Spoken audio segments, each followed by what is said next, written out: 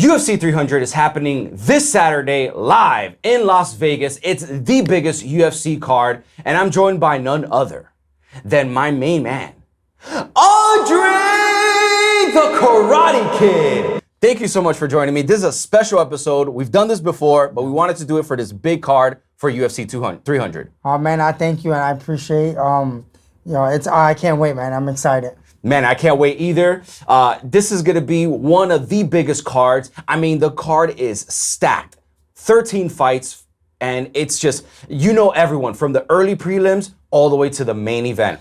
We're gonna go through the entire card, try to go through the entire card, at least the fights that we're interested in. But it's such a fantastic card, top to bottom. I cannot wait. They're talking about maybe doing $100,000 bonus for the card. So we'll see if Uncle Dana can come through with that. He can. Yeah, he definitely can. He definitely can. So we're gonna go through the first fight of the night, which is starting off the card. Guys, this is starting off the card. Yo. Cody Garbrandt versus Deiveson Figueiredo, who is who was the flyweight champion. Mm-hmm. Man, what a card. I mean, what a fight. Tell me more about that. Woo! I mean, this is the first time we're gonna see one. I believe Deiveson Figueiredo at bantamweight. It is at bantamweight, not featherweight.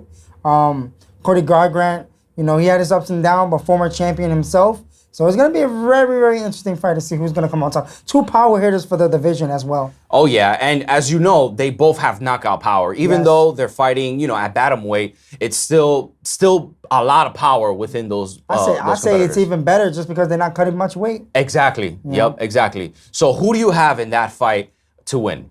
I'm going to go with Deiveson Figueiredo.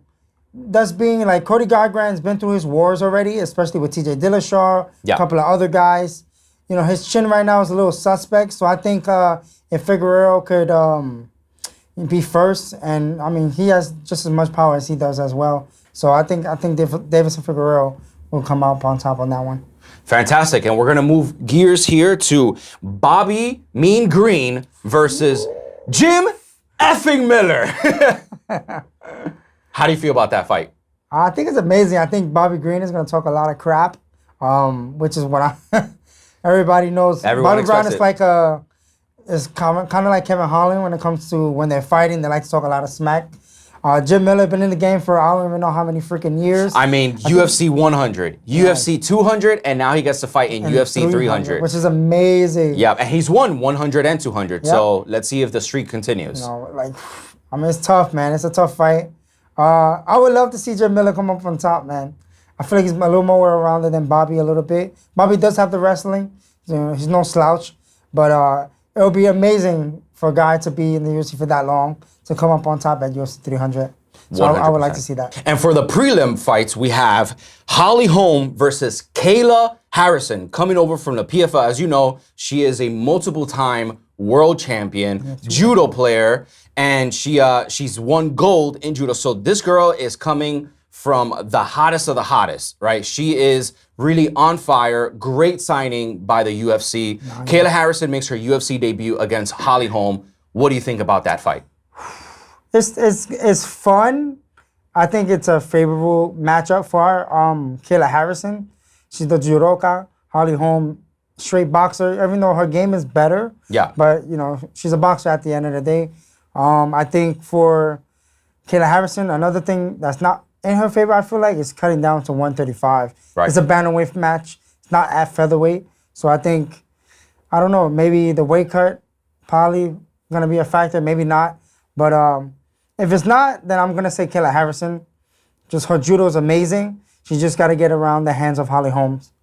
Yeah, for Kayla Harrison, that is probably the biggest story, right, for this card is, can she make that weight? Can she drop down to bantamweight? Because she is a big girl, so it's going to be very hard to cut down from that. Yeah, crazy. Who do you have in that fight? I'm still going to go with Kayla Harrison. I love Holly Holm. I love her style. But I think Kayla's the more well-rounded fighter. As you see, Miesha Tate submitted Holly Holm for the title. Yeah. Holly Holm had trouble with the submission stuff, and the groundwork. So I think that Kayla Harrison has the advantage in that factor. Moving gears, we have the former bantamweight champion, Aljamain Sterling versus Calvin Kattar. Man, what a fight that's going to be. Yes, sir. How do you feel about that fight? He's making his featherweight debut here, Aljamain Sterling, giving up the chance to fight again for the bantamweight champion. You know, some people thought he was going to rematch against Sugar Sean O'Malley, but none the matter. He gave it to his teammate, Merab Dvalishvili. And so to me, I feel like, you know, he's moving up. He's getting a chance to fight for featherweight gold here in what could possibly be a contention fight for a #1 contendership or even the championship. How do you feel about this fight? It's a great matchup. Again, I feel like it's another favorable matchup for the wrestler and jiu-jitsu person, which is Aljamain Sterling, former champion at bantamweight. Calvin Kattar, obviously, as we've seen his wars, he's been in wars. Great hands, great defense, but I think the pace and the wrestling that Aljo puts is going to be a lot for him to handle if he can't keep Aljamain Sterling away. Because if he lets Aljo take his back, he lets Aljo work his wrestling, he let him work his jiu-jitsu, it's going to be a very long night for Calvin Kattar. Like, Aljamain hands is okay, like his striking is fine, but I feel like the wrestling and the jiu-jitsu is much bigger in this fight for him. Easier route for victory for Aljamain Sterling. Fantastic, you know, and I'm a huge Aljamain Sterling fan. He gets a lot of hate, obviously, for his Oscar performance, you know, back in I believe that was 2021. Yeah. And so, you know, I just feel like hasn't been giving the right end of the stick a lot for a lot of his fights. So I'm pulling for him in this one. I think he can get it done as well. So I'm a New York guy. He's a New York guy, although he lives in Vegas now. You know, still rooting for the New Yorkers. So moving gears for the preliminary main event, it's Yuri Prochazka, who was the former light heavyweight champion, versus Andresthekaratekid. Who do you have in that fight? Man, Rakic, the little that I've seen of him, I mean, he got some good striking, so does Prochazka. Oh, yeah. Oh, yeah. But I think I haven't seen Alexander fight in a while, so I think that's going to play a little factor for Yuri Prochazka. He just finished fighting and losing, you know, for the title or whatever. You know, he was just coming off an injury as well. So I think it's going to be a bounce back fight for him, and I think he can get it done over Alexander Rakic. Yeah, and he has multiple ways to win. I think that he has all the tools ready, and he is strong. Once when he hits you, I mean, you're going down. He's so unique. His striking very unique. Is so unorthodox. It's amazing. It's hard to figure out. It's hard to train for people like that as well. Yeah. You know. So moving gears, we're going into the main card. We're going to do the entire main card because this main card is absolutely stacked. We have Justin Gaethje versus Max Holloway for the BMF title. What a fight. Yo, I just want to say it first, man. Dana White went from just saying, I'm only going to do it once, to doing it again. And again. To doing it now for an actual title defense. Yep. And we all know Justin Gaethje, he wants that real belt. He wants the undisputed title. 100%. But I'm guaranteed he's definitely getting championship money for this fight. Again, this is another amazing fight. Both guys are amazing. Justin Gaethje, just that dog mentality that he has. Max Holloway as well. But, you know, I think Justin Gaethje's always fought at lightweight. Max Holloway going up again. Yeah. The first time Max Holloway, he fought Dustin Poirier, which he lost to. And I think the power difference is going to be a huge factor. He had a hard time with Dustin. I think he's going to have a hard time with Justin Gaethje and the leg kicks too. So Holloway loves switching his legs, and I'm pretty sure Gaethje's going to try to cut him down. Yeah, 100%. And I think that Justin Gaethje has all the tools to win, but so does Max Holloway. You can never count him out either. His boxing is absolutely incredible. He's always in a fight. He's never been in a situation where he can't win. I'm so excited for that fight. We're going to move on ahead to Bo Nickel, the UPenn State wrestling phenomenon. Who? No. Versus Cody Brundage. This could very well be a #1 contendership for the middleweight title, but who do you feel has that caliber to move on to the next step? Like I said, I've seen a little bit of Cody, but I think I'm gonna go with Bo. You know, as you've seen his last fight, he knocked the other guy that he was facing. I don't know his name, sorry, but I think for Brimage, I think it's a good thing for him too. If he gets the win over Bo, he gets that hype that Bo got right now. So it's a win-win for Brimage in the sense of like if he can come out on top, you know, it's gonna give him that momentum that Bo has, and if Bo loses, for him is a lose, just because he has so much hype around him. One, he's opening the pay-per-view. Yeah. So it's just like, you know, that's a lot of hype that you got and belief behind you to open the pay-per-view. It's, I mean, absolutely amazing. He has all the credentials, wrestling. You already know. So I'm going for him. You know, he has been a little cocky in the media and all that stuff, but with reason. You know, he's an incredible wrestler. He's an incredible fighter. So a lot of money going into this fight for him. Yeah, for sure. So we're gonna move on to Charles "Do Bronx" Oliveira versus what they say my twin is Arman Tsarukyan. Everyone says, yo, dude, what are you doing? You're fighting in the UFC. Arman Tsarukyan coming in hot versus Charles "Do Bronx" Oliveira, who is obviously on fire. You know, he's had his moments and stuff. He was a lightweight champion. Most finishes in lightweight history, most submissions. I mean, he is coming in hot. Who do you have for this incredible lightweight bout? I mean, I like Tsarukyan, but I love more Oliveira, man. I want Oliveira to come up from top, man. The veteran. Like, you know, and his jiu-jitsu is just phenomenal. When Oliveira's on, his jiu-jitsu is one of the best in the world. You know, it's tough, but I'm going to go with the veteran in Charles Oliveira to get the victory over him. All right, moving on for the Women's Strawweight Championship. We have Zhang Weili versus Yang Xiaonan. Man, what a fight that's going to be. I mean, both women from China, incredible card, incredible fight for the co-main event, showcasing the Chinese fighters out there and a women's strawweight championship. Who do you have it? Man, I'm going to go with Zhang. I'm going to pick Zhang Weili for sure. I think she's the much more well-rounded fighter. I mean, since training with Henry Cejudo, man, her wrestling has just been crazy off the chain. Yan, I seen her strike. She has beautiful striking from what I can see from her. I know she's gonna give her a fight. She's not gonna want to go down without swinging, but I think Zhang Weili will come up with the victory. And it's amazing, like you said, the women's division have come a long way. Yeah, all of them.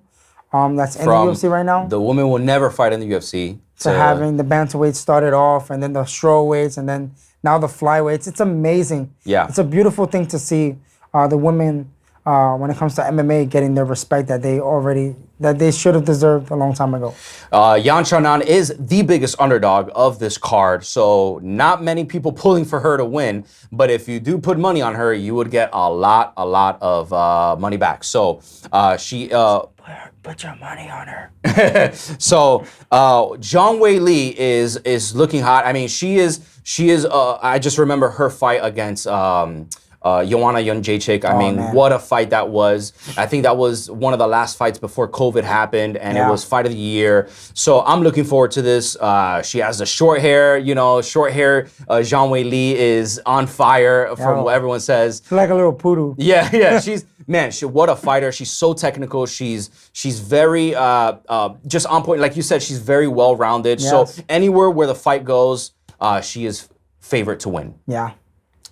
The main event of the evening. We have arrived to Jamal Sweet Dreams Hill versus Alex Pereira. Yeah, so, Pohatán.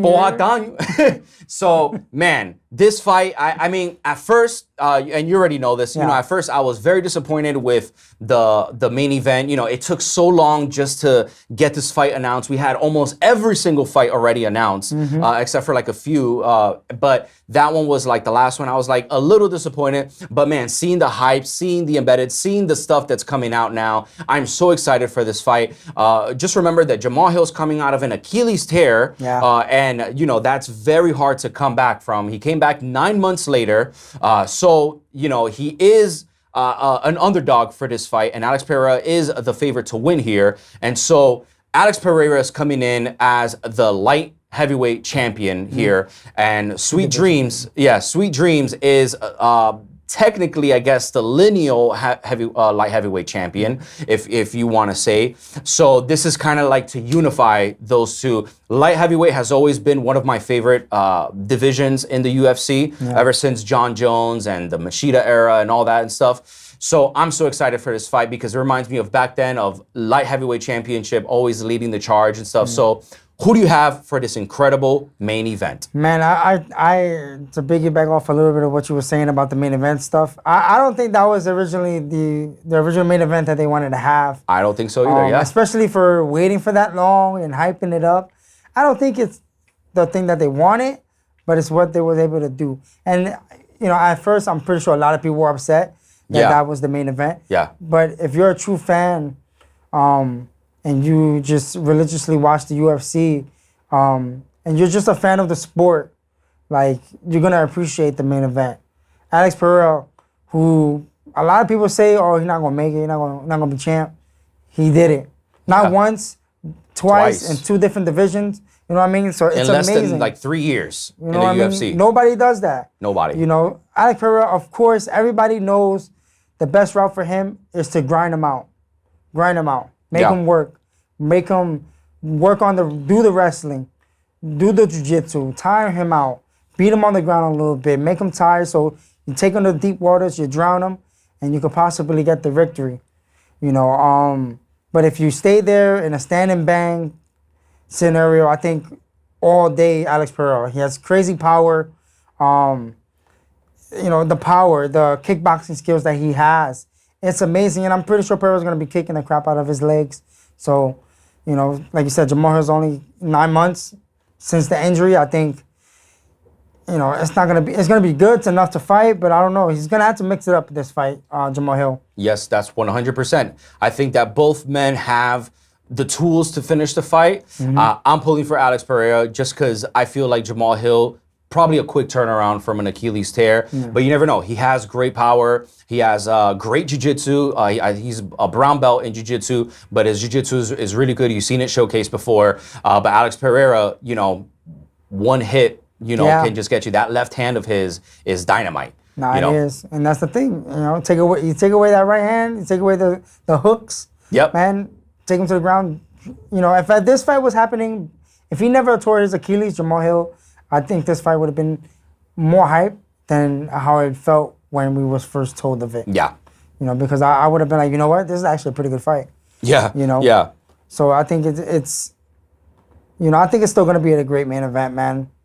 I think so too. I can't wait for it, man. UFC 300. Let us know, you know, who you guys have to win this fight. Let us know in the comments below. We love doing this double feature. Yes. If you can plug in your YouTube channel for us and I'll plug in ours, this double feature. We love doing this. We do this every now and then. And we love doing this for you guys, especially for such a huge card as UFC 300. Again, before I say that, I just want to say thank you for doing all this. Of course, live in Soundproof Studios. In Soundproof Studios, guys. This is the second time I've been here live. My second video here. It's amazing. My YouTube channel is Andresthekaratekid and on YouTube. Yeah, man, check it out. Yeah, you break down those fights excellently. You have a pre-post, and we love seeing it, especially when you do your predictions and when you do your fight breakdowns. Check it out, guys. No one better in the game. Love the stuff that you do. We're under the cardboard box here. Again, we do unboxings, we do gaming, we do a bunch of other stuff, and we love doing these UFC cards as well, joining with my man, Andre. UFC 300 live April 13th at the T-Mobile Arena in Las Vegas. We'll see you there.